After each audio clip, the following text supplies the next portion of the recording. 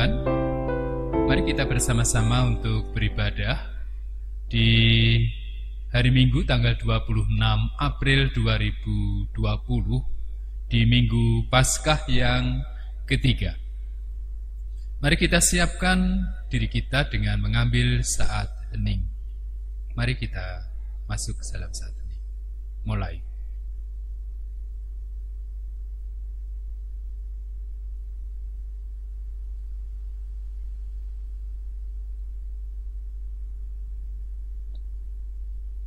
Cukup?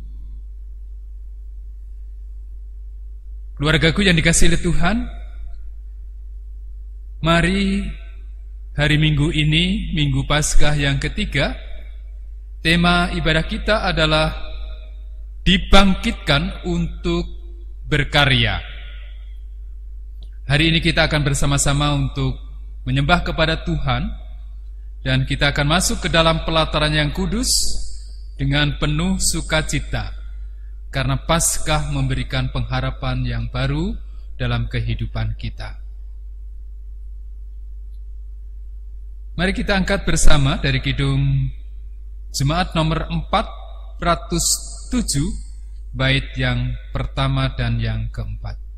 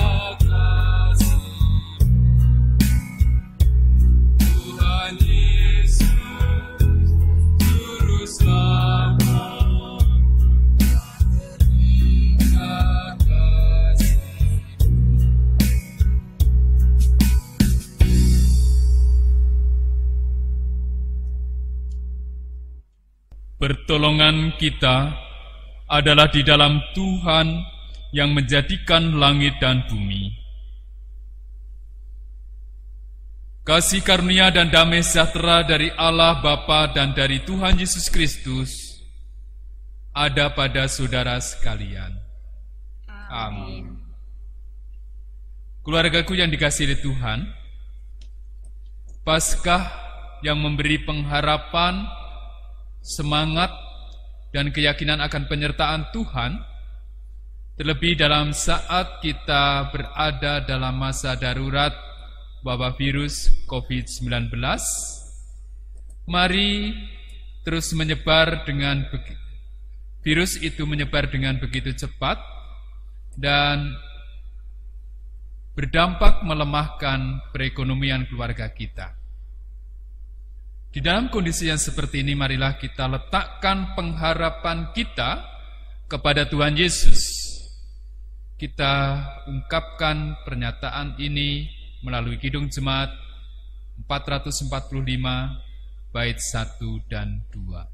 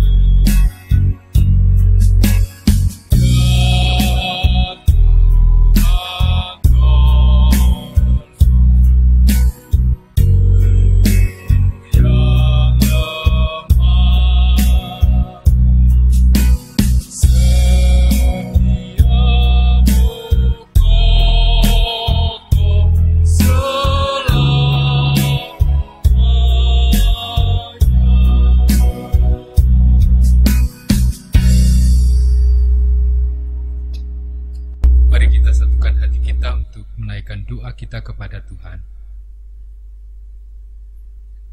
Di hari kemenangan, hari Sabat, hari Paskah yang ketiga ini, kami sekeluarga boleh datang ke hadirat-Mu untuk kami bersama mengucapkan syukur atas kebesaran kasih Tuhan yang menguatkan, memelihara, dan senantiasa memberikan pengharapan dalam kehidupan kami. Sehingga di Minggu Paskah yang ketiga ini kami boleh merasakan sukacita dan kedamaian akan kasih Tuhan. Perkenankan ya Tuhan, kami sekeluarga datang menghadap Tuhan untuk menyerahkan kehidupan kami.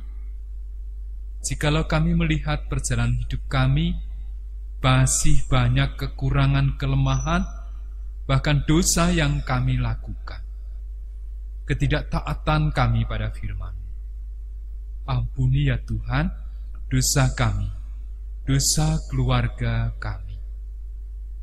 Tuhan Bapa Surgawi, kami rindu Tuhan hadir di tengah keluarga kami di dalam ibadah minggu ini.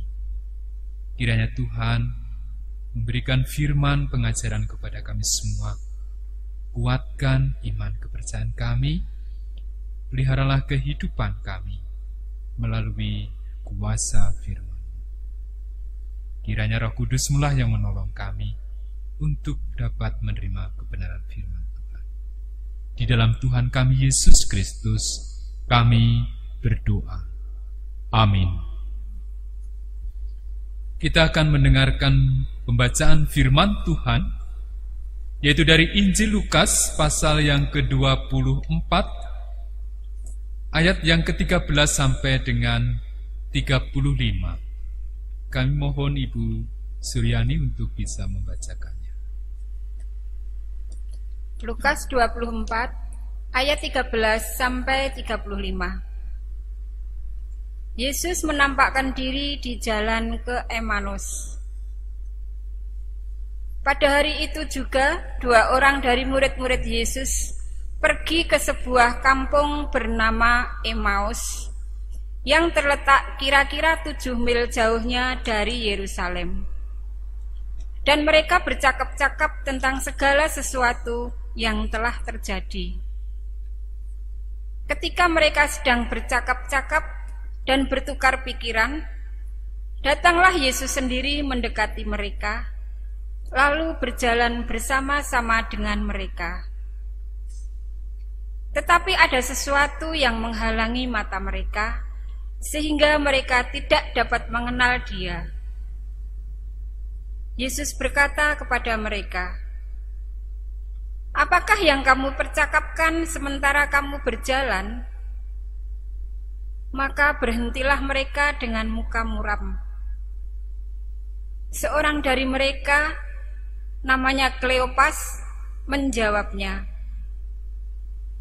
"Adakah engkau satu-satunya orang asing di Yerusalem yang tidak tahu apa yang terjadi di situ pada hari-hari belakangan ini?" Katanya kepada mereka, "Apakah itu?" Jawab mereka, "Apa yang terjadi dengan Yesus, orang Nazaret?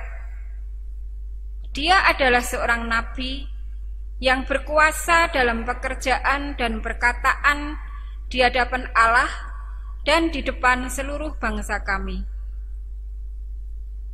Tetapi imam-imam kepala dan pemimpin-pemimpin kami telah menyerahkan Dia untuk dihukum mati, dan mereka telah menyalibkannya. Padahal kami dahulu mengharapkan bahwa Dialah yang datang untuk membebaskan bangsa Israel.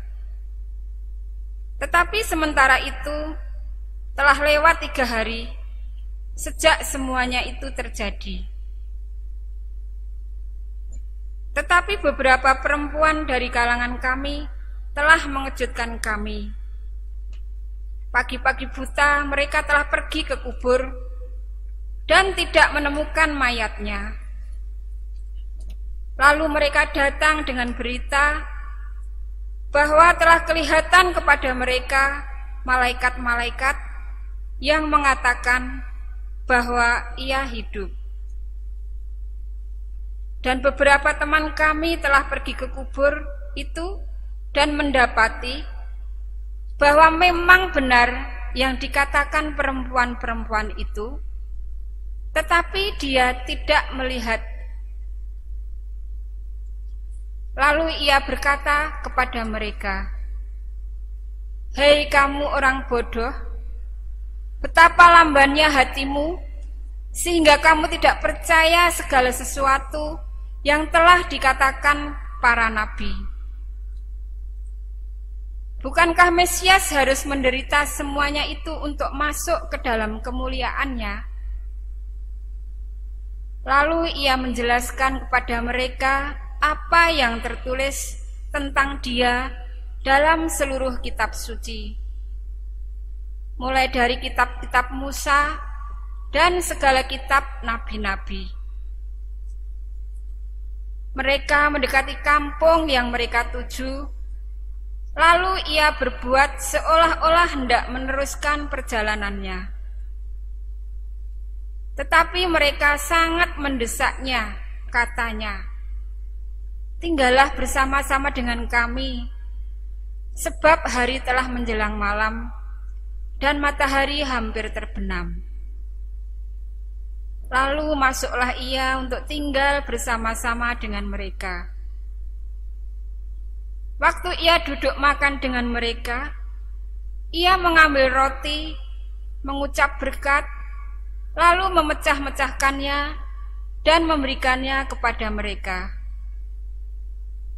Ketika itu terbukalah mata mereka, dan mereka pun mengenal dia. Tetapi ia lenyap dari tengah-tengah mereka. Kata mereka seorang kepada yang lain, "Bukankah hati kita berkobar-kobar ketika ia berbicara dengan kita di tengah jalan, dan ketika ia menerangkan kitab suci kepada kita?" Lalu bangunlah mereka dan terus kembali ke Yerusalem. Di situ mereka mendapati ke-11 murid itu. Mereka sedang berkumpul bersama-sama dengan teman-teman mereka. Kata mereka itu, "Sesungguhnya Tuhan telah bangkit dan telah menampakkan diri kepada Simon." Lalu kedua orang itu pun menceritakan apa yang terjadi di tengah jalan dan bagaimana mereka mengenal dia pada waktu ia memecah-mecahkan roti. Demikian firman Tuhan. Terima kasih. Bapak, Ibu, dan anak-anak yang dikasihi Tuhan, bila kita terlalu sedih atau terlalu takut atau sakit hati, maka kita tidak akan bisa melihat segala sesuatu dengan jernih. Seolah-olah mata hati kita itu tertutup oleh selaput, yaitu selaput kesedihan, selaput ketakutan, ataupun selaput sakit hati. Seperti kalau kita sakit katarak. Bahkan iman kita pun tidak bisa menghayati akan kehadiran Tuhan dalam kehidupan. Seperti kedua orang yang sedang berjalan menuju ke Emmaus. Ia terjebak dalam perangkap yang terlalu berpikir manusiawi. Dan dia terlalu tidak berpikir untuk hari ini. Kedua orang itu lebih memperhatikan masa lalu yang menyedihkan, masa lalu yang menakutkan, masa lalu yang menyakitkan karena penyaliban, kematian Tuhan Yesus. Hati dan pikiran mereka hancur oleh peristiwa penyaliban Yesus. Peristiwa itu benar-benar mengubah hidup, harapan, dan impian mereka. Mereka merasa telah seharian menunggu janji Yesus bahwa ia akan bangkit pada hari yang ketiga. Tetapi kenyataannya tidak kunjung tiba juga. Memang ada berita dari para perempuan yang mereka dengar, tetapi seperti lazimnya pada zaman itu, kesaksian perempuan tidaklah berarti. Oleh karena itu, di jalan menuju Emmaus mereka berjalan dengan rasa yang kecewa, rasa sedih, bahkan masih merasakan sakit hati. Hati dan pikiran mereka terjebak dalam lingkaran ingatan ketakutan, kesedihan, sedemikian rupa sehingga mereka tidak bisa melihat Tuhan yang telah bangkit dan berjalan tepat di samping mereka. Dari ayat 21 dicatat, mereka mengatakan, padahal kami dahulu mengharap bahwa dialah yang datang untuk membebaskan bangsa Israel. Yang menarik adalah bahwa mereka mengatakan hal ini di tengah-tengah menyebutkan fakta-fakta dasar tentang Yesus. Jadi mereka mengetahui ceritanya, tetapi tidak mengetahui makna yang sebenarnya. Yesus pun menjelaskan berdasarkan kitab-kitab Musa dan segala kitab nabi-nabi.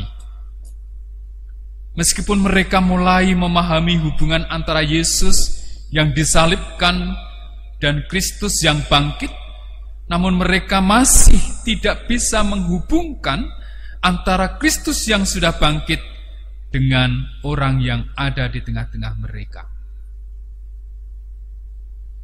Mereka berbicara dan terus berbicara, membaca dan terus membaca, tetapi kata-kata saja ternyata tidak cukup bagi mereka.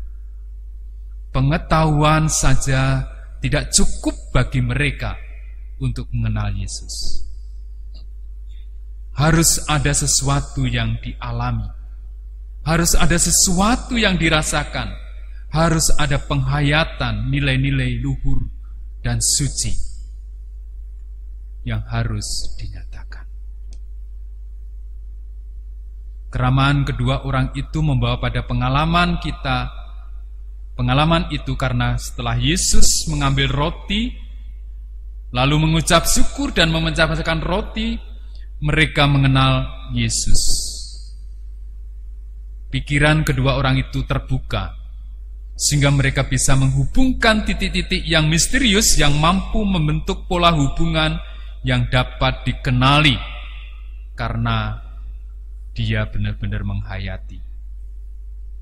Jadi, mungkin dua orang ini tidak bisa menerima warta dari para perempuan bukan semata karena para perempuan pada masa itu dipandang tidak cukup bisa dipercaya atas kesaksiannya, melainkan karena harapan mereka terlalu besar untuk kebangkitan Tuhan Yesus yang mereka sendiri tidak bisa menyaksikan kebangkitan itu sebagai suatu kebenaran. Harapan besar mereka yang salah telah membutakan mata hati mereka untuk menerima kesaksian para perempuan itu. Mereka melihat dan mengenali Yesus pada saat mengalami makan bersama, perjamuan bersama. Jadi pengalaman perjumpaan yang mendalam dengan Kristus yang telah bangkit itu sangat dibutuhkan bagi setiap orang yang percaya. Untuk membawa Mesias akhirnya menjadi fokus di hadapan mereka, di dalam kehidupan mereka. Itulah sebabnya segera mereka bergegas untuk kembali ke Yerusalem untuk membawa warta bahwa mereka telah melihat Yesus yang telah bangkit. Mereka telah dilahirkan kembali dalam hal menjadi murid Yesus.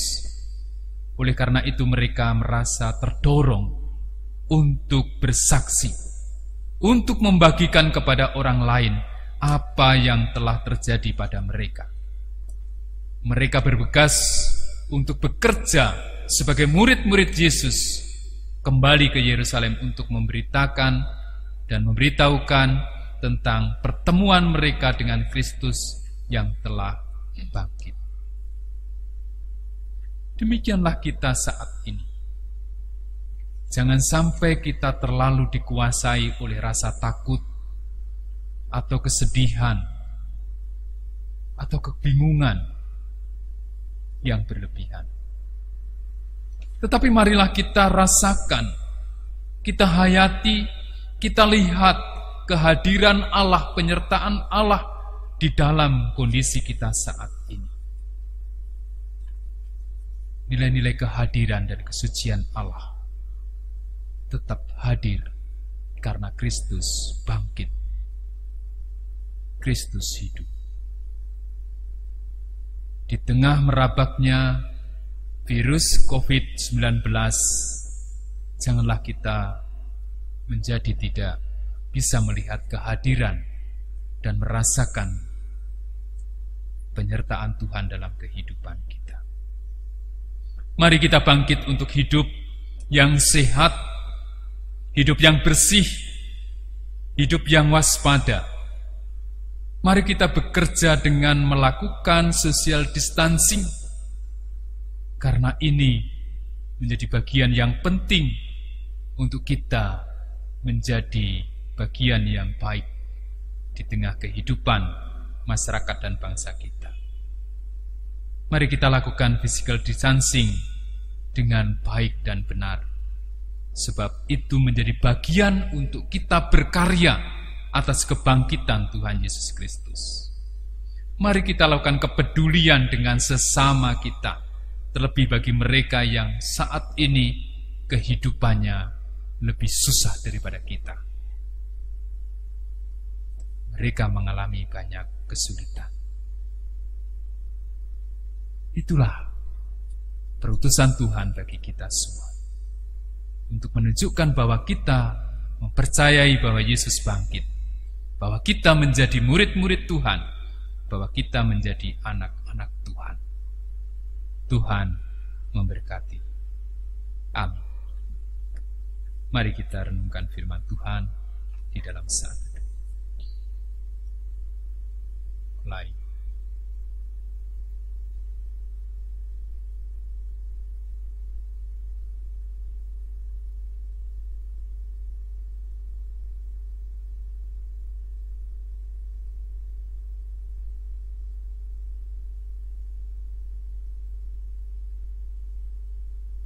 Saat teduh suku. Mari kita berdoa bersama. Kita naikkan doa syafaat kita.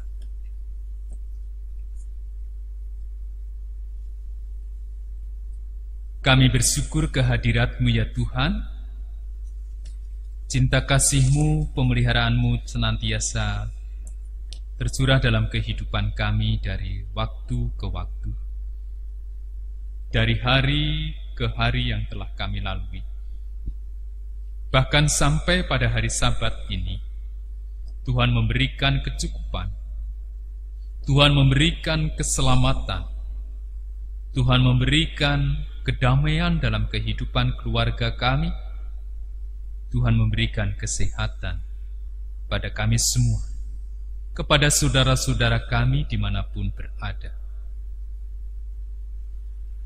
Kami juga bersyukur Tuhan telah menuntun para pemimpin bangsa dan negara kami, sehingga mereka dimampukan untuk bisa melayani masyarakat dengan baik, untuk bersama-sama mencegah penyebaran virus COVID-19 ini. Kami juga bersyukur atas persekutuan pelayanan yang dilakukan oleh majelis gereja-Mu hingga pada kondisi saat ini. Tak lelah-lelahnya mereka pun senantiasa melayani Tuhan di tengah gereja-Mu. Tuhan, kami juga ingin serahkan keberadaan saudara-saudara kami yang sakit, yang dalam proses pemulihan. ialah mereka juga mendapatkan sukacita karena Tuhan hadir di tengah pergumulan mereka di dalam kondisinya yang sakit.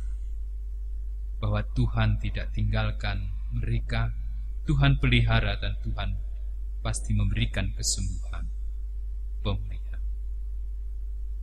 Kami juga serahkan keberadaan saudara-saudara kami yang terpapar virus COVID-19. Kiranya Tuhan berikan kesembuhan, Tuhan berikan pengharapan, karena kami mendengar Tuhan telah memberikan berkat dengan ditemukan dan diproduksi obat untuk virus COVID-19 ini. Kiranya Tuhan berkati sehingga obat itu pun segera bisa diterima dan memberikan kesembuhan bagi saudara-saudara kami. Para dokter, para medis yang berjuang dengan sekuat tenaga, bahkan rela mengorbankan waktu, tenaga pikirannya, bahkan nyawanya untuk saudara-saudaranya yang dikasihi. Kiranya juga Tuhan berkati, terlebih juga keluarganya. Tuhan berikan semangat, Tuhan berikan penghiburan. Tuhan Bapa Surgawi, kami juga senantiasa mohon penyertaan-Mu untuk saudara-saudara kami yang berjuang untuk bisa bertahan menghadapi kesulitan ekonomi yang terjadi. Berikan kreativitas, berikan pengharapan, berikan juga keterampilan untuk bisa menemukan pekerjaan yang sesuai dengan keadaan dan menjadi saluran berkat Tuhan dalam kehidupannya. Jauhkan dari keputusasaan, berikan semangat dan pengharapan bahwa di dalam Tuhan ada berkat. Kami juga mohon penyertaan-Mu di dalam kami mendampingi anak-anak kami dalam belajar. Kami percaya Tuhan sebagai sumber hikmat dan pengetahuan. Lengkapi anak-anak kami dengan pengetahuan, dengan kecerdasan dan hikmat dari Tuhan, supaya apa yang dipelajarinya sungguh-sungguh membekali kehidupan dan masa depannya sebagai anak-anak Tuhan. Tuhan Bapa Surgawi, kami juga mohon penyertaan Tuhan untuk kami, gereja-gereja-Mu, tetap bisa mewartakan akan kebangkitan Kristus, akan kuasa kasih-Mu untuk bangsa dan negara kami ini. Oleh sebab itu, urapi, pakailah seluruh pelayanan dan pewartaan yang disampaikan oleh gereja-gereja Tuhan, sehingga boleh membawa semangat, ketenangan, dan juga mujizat Tuhan untuk pemulihan bangsa dan negara kami, bahkan bagi dunia ini. Kami tak lupa juga mengucap syukur kalau kami boleh menghaturkan persembahan dalam setiap kami beribadah kepada-Mu, sebagai wujud rasa tanggung jawab kami akan karya kasih Tuhan di tengah kehidupan bersama ini. Berkati dan sucikan persembahan yang akan kami haturkan ke hadirat. Di dalam nama Tuhan kami Yesus Kristus, kami berdoa dan mengucap syukur. Amin. Bapak, Ibu, dan anak-anak yang dikasihi Tuhan, mari kita bersama-sama untuk menyatakan pengakuan iman kita kepada Tuhan Yesus Kristus. Kita letakkan telapak tangan kanan kita ke dada kiri atas, dan kita bersama-sama menyatakan dengan pengakuan iman rasmi. Mari. Aku percaya kepada Allah Bapa yang Maha Kuasa, Khalik langit dan bumi, dan kepada Yesus Kristus, Anak-Nya yang tunggal, Tuhan kita, yang dikandung daripada Roh Kudus, lahir dari anak darah Maria, yang menderita di bawah pemerintahan Pontius Pilatus, disalibkan, mati dan dikuburkan, turun ke dalam kerajaan maut. Pada hari yang ketiga bangkit pula dari antara orang mati, naik ke surga, duduk di sebelah kanan Allah Bapa yang Maha Kuasa, dan akan datang dari sana untuk menghakimi orang yang hidup dan yang mati. Aku percaya kepada Roh Kudus, gereja yang kudus dan am, persekutuan orang kudus, pengampunan dosa, kebangkitan daging, dan hidup yang kekal. Mengucap syukur dan menghaturkan persembahan adalah wujud iman kita dan syukur kita kepada Tuhan. Firman Tuhan di dalam Mazmur 116 ayat yang pertama dan kedua menyatakan demikian. Aku mengasihi Tuhan, sebab Ia mendengarkan suaraku dan permohonanku. Sebab Ia menyedengkan telinganya kepadaku, maka seumur hidupku aku akan berseru kepadanya. Mari kita nyatakan rasa syukur kita dengan menyanyikan Kidung Jemaat 416 bait 1 dan 2.